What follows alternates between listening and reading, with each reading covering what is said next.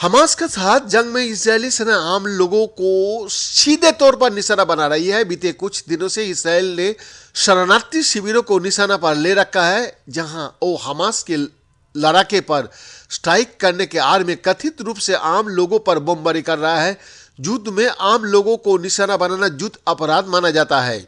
Israel Hamas की जंग में गाजा शहर तबाह हो गया है। हजारों घर, स्कूल से लेकर अस्पताल, धार्मिक स्थलों तक जमींदोज कर दिया गया है। सेना उत्तर से लेकर दक्षिण तक भारी बमबारी कर रही है। बीते कुछ दिनों से इस्राएली सेना के निशाने पर गाजा का शरणार्थी शिविर आ गया है। मध्य गाजा में एक बार फिर एक शरणार्थी कैंप पर हमला हुआ है, जिसमें 15 लोगों का मौत हो गया है। हैरानी की बात यह है कि शरणार्थी शिविरों में वही लोग रह रहे हैं जो 75 साल पहले बेघर हो गए थे। इजरायली सेना गाजा में ग्राउंड ऑपरेशन कर रही है और पूरे शहर में अब तक बच्चे, बूढ़े और महिला और समेत 9,000 से अधिक लोग मारे गया है। मध्य गाजा में वुरिश शरणार्थी शिविर को निशाना बनाया गया है, जो शहर का अन्य शिविर की तुलना में छोटा है।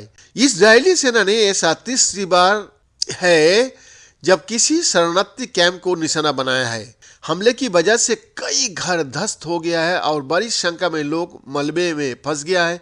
वुरिश कैंप में फिलिस्तीन शरणार्थियों के लिए संयुक्त राष्ट्र राहत और कार्य एजेंसी के तहत लगभग 46,000 रजिस्टर्ड फिलिस्तीनी शरणार्थी रहते हैं। पिछले कुछ दिनों में इजराइल ने शरणार्थी शिविरों पर अपने हमला तेज कर दिया है, जो गाजा का भीतर घनी आबादी वाला क्षेत्र है। इस्राएली सेना का दावा है कि वो अपने हमले में विशेष रूप से हमास कमांडरों को निशाना बना रही है।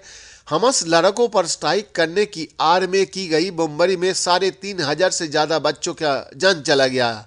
हजारों महिलाओं की मौत हो गया। पूरे गाजा शहर में गुरुवार तक 9,000 फिलिस्तीनी मारे गए हैं। बमबारी की वजह से शहर के 23 लाख आबादी जिंदगी और मौत की जंग लड़ रही है। यूनाइटेड नेशन के कैंप्स और उसकी कोशिशों के बावजूद कुछ ही सहायता सामग्री फिलिस्तीनियों तक पहुंच पा रही है।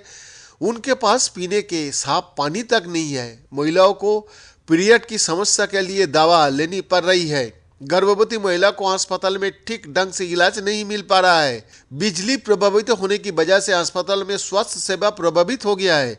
युद्ध में आम लोगों पर सीधा हमला करना, उन्हें निशाना बनाना युद्ध अपराध माना जाता है।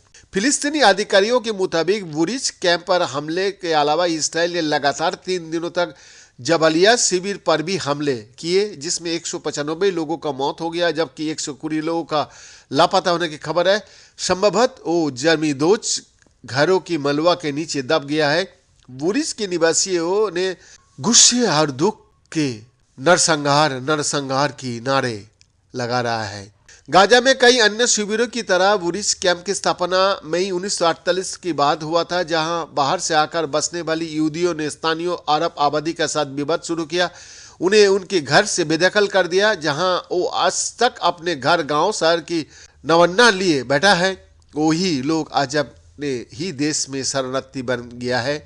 आसपास के पड़ोसी देशों और वेस्ट बैंक से लेकर गाजा तक में 58 ऐसे शरणार्थी कैंप है, जहां 15 लाख फिलिस्तीनी रह रहा है।